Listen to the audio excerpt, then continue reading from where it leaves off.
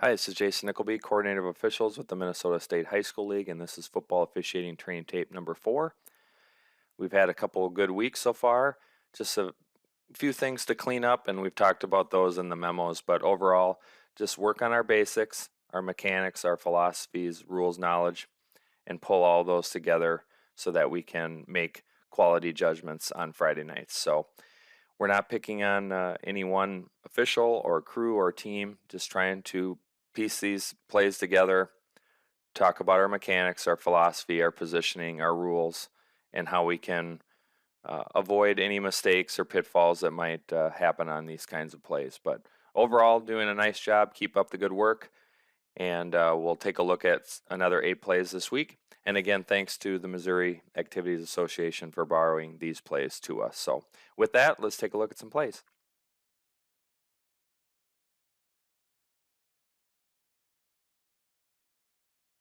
On this one, I want to talk about scrimmage kick rules and our coverages and mechanics. So we have a scrimmage kick here, punt, and it's fair caught roughly the 19 or 20 yard line or so. So first of all, from a rule standpoint, if they want to have numbering exceptions, so they want to have less than 5 players numbered 50 through 79, they need to be in scrimmage kick formation. So the definition of scrimmage kick formation is Rule 2:14:2, and that says that a scrimmage kick formation is one in which no player is in position to receive a hand-to-hand snap from between the snapper's legs, and at the snap, either it talks about a player having a knee on the ground, so we're talking about an extra point field goal, or B, a player is 10 yards or more behind the line of scrimmage and in position to receive the long snap. So if you look at the replay here, this punter is at 9 yards, so they need to have 5 players numbered 50 through 79 in order for this to be a legal formation. If they don't, it would be an illegal formation because they don't have enough players numbered 50 through 79, and that is described in Rule 725 that says that at the snap, at least 5A players on their line of scrimmage must be numbered 50 through 79. An exception 2 says that on 4th down, when A sets or shifts into a scrimmage kick formation, any A player numbered 1 to 49 or 80 to 99 may take the position of any A player numbered 50 through 79. And then another piece just to keep in mind, a player who's in the game under this numbering exception must assume an initial position on his line of scrimmage between the ends, and he remains ineligible during that down unless the pass is touched by B. So if they take a position as a numbering exception, they are ineligible throughout the down, and the team can't shift and make them the receiver on the end of the line and make them legal. So we don't want to split hairs. You know, if we can make it a scrimmage kick formation, let's do it. In fact, on this one, if this is the first punt of the game, let's talk to the team and say, or to the coach and say, you know what, we need the punter back another yard or so. Then we can be in scrimmage kick formation and be in good shape. But ultimately, if they have 5 players 50 through 79, then it doesn't matter. They can be in whatever formation they want. They can be in scrimmage kick formation, or they can have that punter up closer. So just a couple rules pieces to know. Scrimmage kick formation, numbering exceptions, who's eligible, who's ineligible. You know, let's pick up those rules pieces and be, you know, well aware of those, because where we really need to know them is when we have trick plays. And if a team runs a trick play, they need to run the play to the letter of the rule. If it's not a trick play, we can be a little bit more lenient on those pieces, but if it's a trick play, they have to run it to the letter of the rule.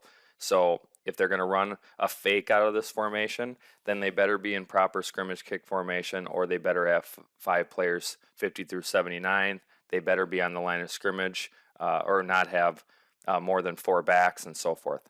So just some things to be aware of when we have scrimmage kicks. And then from a mechanics perspective,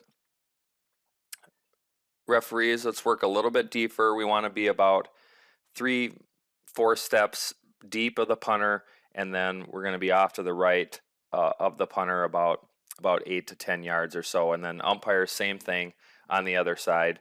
And then back judges, we don't want you this far over. I know we want you to shade to the uh, chain side, but we don't want you quite this far.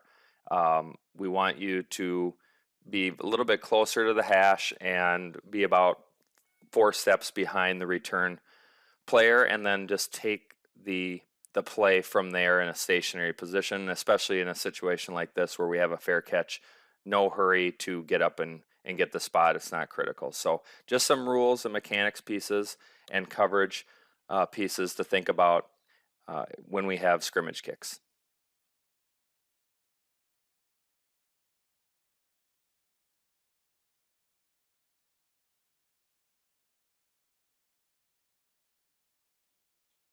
On this play, we're going to have a first down play, so we're ready for pretty much anything, and we're going to have a really nice route here by the receiver, and we release at the time of the pass being imminent as the line of scrimmage official.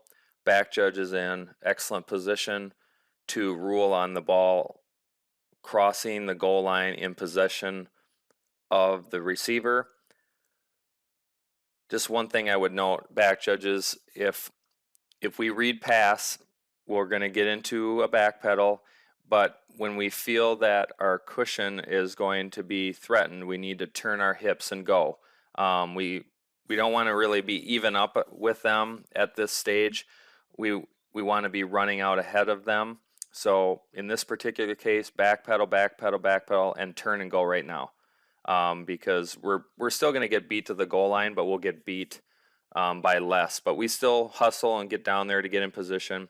And then you'll notice the line of scrimmage official points at the back judge. That's okay. He's just indicating that the receiver stayed in bounds, did not step out of bounds prior to getting into the end zone. If it's within a yard of the pylon, we can go ahead and point. Otherwise, really not necessary to do that. But I like the line of scrimmage official laying off of this judgment of whether they cross the goal line or not, because if he does drop it, the back judge is going to be the one that's in the best position to make a decision on that. And if he does drop it early, make sure we put a beanbag down, and then we'll let it play out and see how it goes. But overall, we cover this well, and we handle it well from a crew communication perspective. So well done by the crew, but back judges, just turn your hips and go a little sooner, and then we'll have a chance to be in really good position.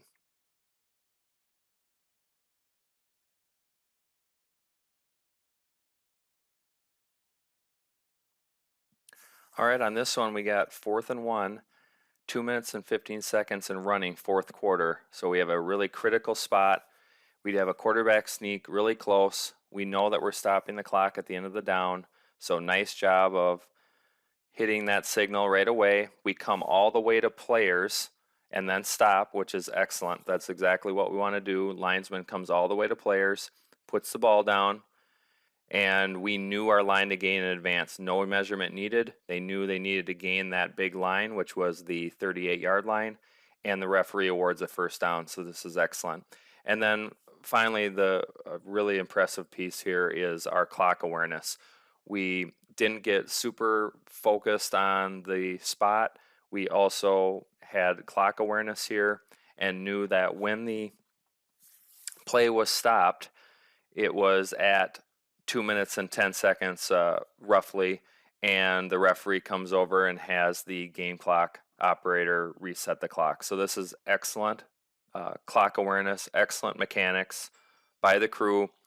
The offside wing comes in and mirrors but doesn't come all the way to players. The closest official comes all the way to players, puts the ball down, and we know the line to gain, signal first down, and then excellent clock awareness. And you see the communication from the umpire about the fact that we need to reset the clock. So this is perfectly handled. This is exactly what we want mechanically for critical spots, and then also game clock.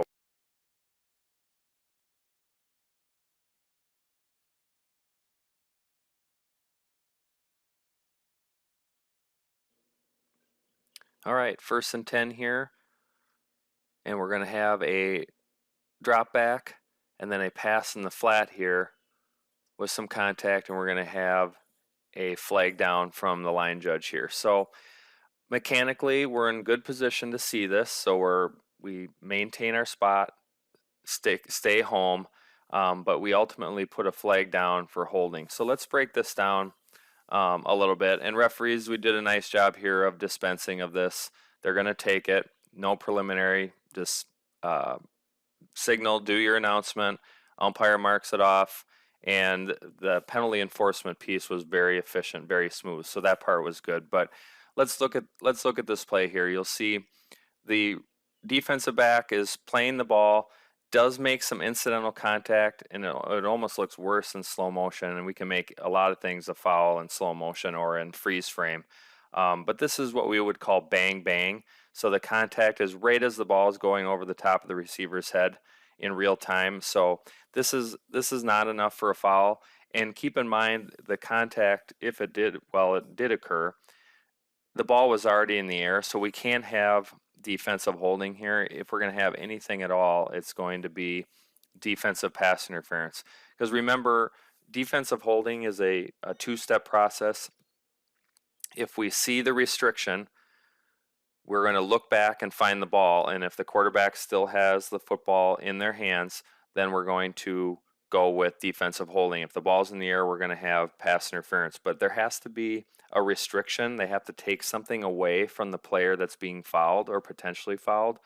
And in the case of defensive pass interference, we need to put this in a category: playing through the back, early contact, not playing the ball, arm bar, those kinds of categories. If we can do that, then we can put it into the bucket of pass interference. But in this particular case, this is pretty marginal contact, and the contact that does occurs right as the ball is going over the top of the receiver's head.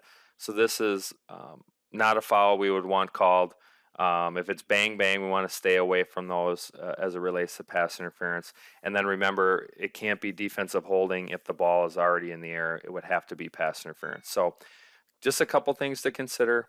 Put these into categories for pass interference and so forth. Make sure the contact is big enough. It takes something away from the player who's being fouled.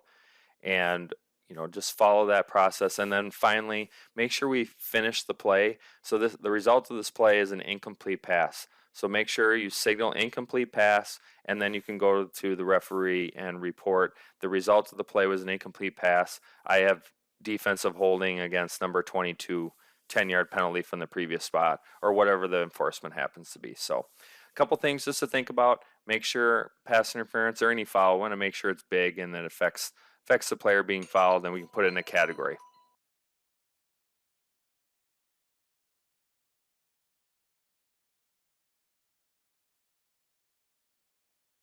Okay, we have a bunch formation at the bottom of the screen, and then a screen pass, blocks out front, line judge has a flag, runner subsequently ends up out of bounds, back judge comes in to assist. We're a little bit more worried about the football than we should. Make sure we clean up players first, and then we can get the ball, no hurry, especially when we have a foul. And then the referee indicates that we have a holding foul on the offense. Again, preliminary signal not necessary. They're going to take it, so we should just do this once. Umpire marks it off, so that part is efficient, and we confirm with line of scrimmage. So the penalty enforcement part was good. But let's take a look at the block itself and talk about our mechanics. So this is where our vision should be. We should be looking right here at 15 and not at the runner, so that part is good. But if you look at the action by number 15 here, if anything, we would maybe talk about a block in the back, but it's clearly a side block. It's definitely not holding. So again, when we have holding, want to make sure we put it in a category: grab and restrict, hook and restrict, takedown, something that clearly takes something away from the player being blocked. And that doesn't happen here. We don't have that clear restriction. This is just not one that we want called. So I like that our vision is there. That's exactly where we should be looking, but just slow yourself down. put the contact into a category, and then if it is, then we can put a flag down. But not something we want called. Good vision of looking there. Potentially back judge could help take us off this one, but ultimately this is probably line of scrimmage responsibility all the way. We look at those lead blocks and we need to make a decision. I like our positioning as the play progresses. We allow the play to progress in front of us, so that part is good. Don't admire your flag. Make sure we keep officiating, but we want to make sure holding is in a category. Hook and restrict, grab and restrict, take down, those kinds of things before we put a flag on the ground. And if it's blocking the back, remember we're talking about if they're in chase mode, chase absolutely chasing the player being blocked, then any contact in the back is going to be enough for a foul. And if they're on the same yard line like we have here, then as long as they have one hand on the side or the front, they would be good. But this was called as a hold, not enough restriction, not one we would want called. But this is exactly where we would want to be looking at lead blocks.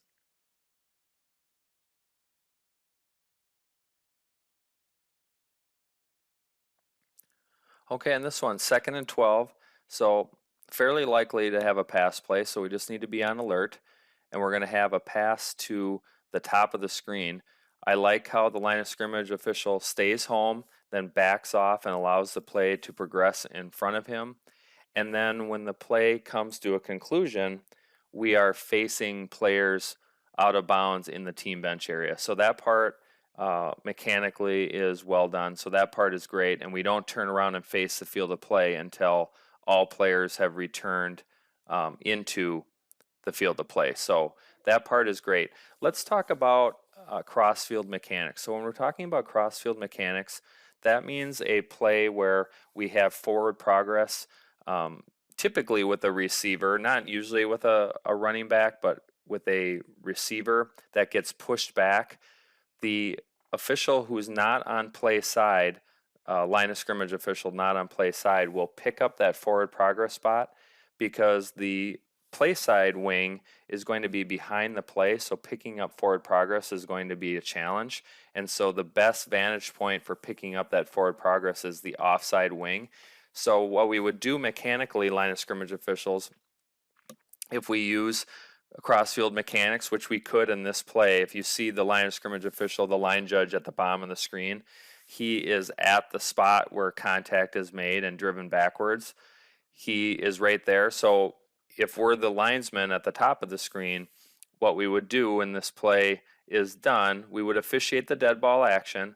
Then we would turn and look for the line of scrimmage official on the other side of the field and then square off and mirror that official to pick up the spot. So instead of worrying about forward progress, we can use crossfield mechanics to pick up on it while still officiating the dead ball action. So we would officiate this dead ball action, then turn and look for the line judge to pick up the spot. And umpires, you can also help by picking up that line judge in this case by lining them up. And this is especially critical and important if it's a key spot. We want to make sure that we have that accurate on the field, and the best way to do that is to use crossfield mechanics. But overall, good coverage and mechanics by the crew.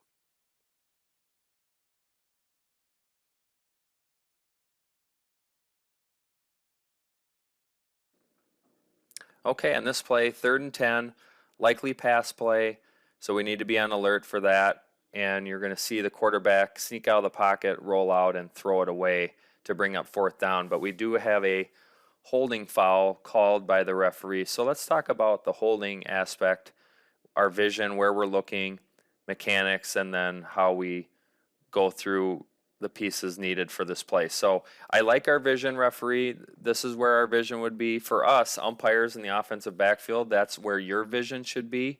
So we both should have eyes on this potential hold. He does grab the shoulder a little bit. There's a little bit of a dip. Could support it, but we'd like it to be a little bit bigger. It seems that he does play through it a little bit. So make sure these are good quality fouls, because remember, in high school football, this is going to be a spot foul, which is a really punitive penalty. So again, this is where our vision should be, referees and umpires. right there at the quarterback to pick up this contact and decide whether it's legal. And then referees, remember, if it's an obvious decline, like in this case, it's going to be 4th down, we don't need a preliminary signal. Just signal holding, offense, number 5, the penalty's declined, 4th down. And then we'll move on to the punt. We don't need to even ask about this one. We know what they're going to do. So let's dispense of this one a little bit quicker. But again, make sure these are big. Make sure there's something taken away from the person being blocked. And then let's talk about grounding quickly. So we get outside the tackle box. We throw it away as long as we're the person that controls the snap, which is this person, totally legal to do under the Minnesota rule experiment. And one thing I wanted to point out in this play is if you judge that there are ineligible receivers downfield or offensive pass interference for blocking downfield, if they're throwing the ball away from a philosophy standpoint, we're not going to call it. So if you see at the 40 there's a little bit of a push off. If he throws it away like this, no foul. If he throws it towards that receiver, then we have a decision to make about whether we have offensive pass interference or not. But remember, from a philosophy standpoint, with our rules experiment, if they get outside the tackle box, make the ball past the neutral zone or the neutral zone expanded and get it near out of bounds or out of bounds, we will not have offensive pass interference or ineligible downfield.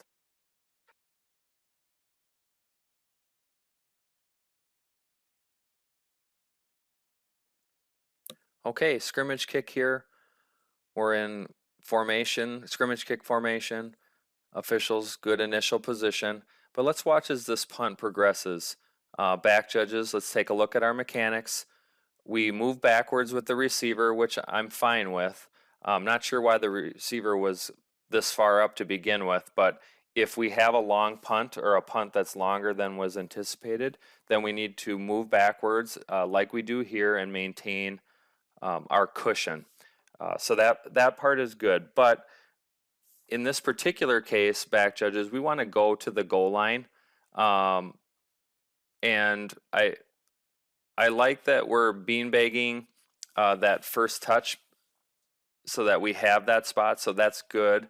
But let's get to the goal line, because ultimately that's still the biggest line involved here, and we need to be there. So get to the goal line and be stationary, because if you see here, it sure looks like the ball may have broken the plane of the goal line, in which case they're not going to want that first touch spot. They're going to want the touchback, and we're just not in position to see it, and we ultimately put it at the first touch spot. So back judges, we need to be at the goal line. Don't move off the goal line if the goal line is at all a possibility to be threatened. So mechanically, that's where we need to be. Line judges, we might be able to help because we're releasing on the snap. The umpire in this case comes down and helps with the first touch spot, but our umpires being in the offensive backfield won't be able to help with that. And so this is really going to be incumbent on the back judge to be on the goal line, be in position to rule on that first touch, as well as the ball crossing the plane of the goal line. So really key to be in that position. And then let's talk about our mechanics, back judges, of communicating that first touch. So let's say we're on the goal line and the ball doesn't cross the plane. The play comes to an end. We're going to stop the clock, 2 swipes, and then we're going to indicate that first touch by putting 2 hands or hand on each shoulder a couple times, and then point that it will be the receiver's ball. So that's how we would handle that mechanically, because we do want to communicate that there was a first touch to the rest of our crew if they're not aware. That way, if we have some penalty enforcement options, there can be a discussion about what's the best way to move forward. But that's how we want to communicate that. So in summary, back judges, in this particular play, make sure we maintain our cushion, which is good, but then let's get to the goal line. Let's be in position to rule if the ball crosses that plane, and we can worry about first touch later.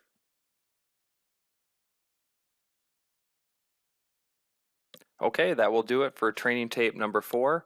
Some good examples of some plays that we can think about our mechanics, our positioning, and how it relates to making solid judgment calls. And then I think the other thing just to keep in mind this week, based on the plays on this tape, is our patience. Just take a deep breath. 1,000, 2, 1,000, 3, 1,000. Throw the flag. No hurry to put a flag on the ground. I think there's been many times in our career, for sure for me, that you wish that there was a fishing line on the end of that flag that you could just reel it back in because you knew it wasn't a quality foul. But even if we do that, if we put a flag on the ground for a foul that we know is not there, there's absolutely nothing wrong with picking up the flag. Just because the flag on the ground is there doesn't mean we need to absolutely go with it. If it's not a quality foul, let's pick it up. And don't be afraid to have that discussion with your crew. You know, what do you have there? What did you see? Can you describe what you saw? And maybe we can take ourselves off of fouls that we don't need to have. So that's the one thing I would say based on looking at the clips this week is let's let's look at our positioning and then let's slow ourselves down. No hurry to put a flag on the ground. We have plenty of time to do that. So hope you have great games this week. Looks like great weather. Stay healthy, stay safe, and we'll talk to you next week.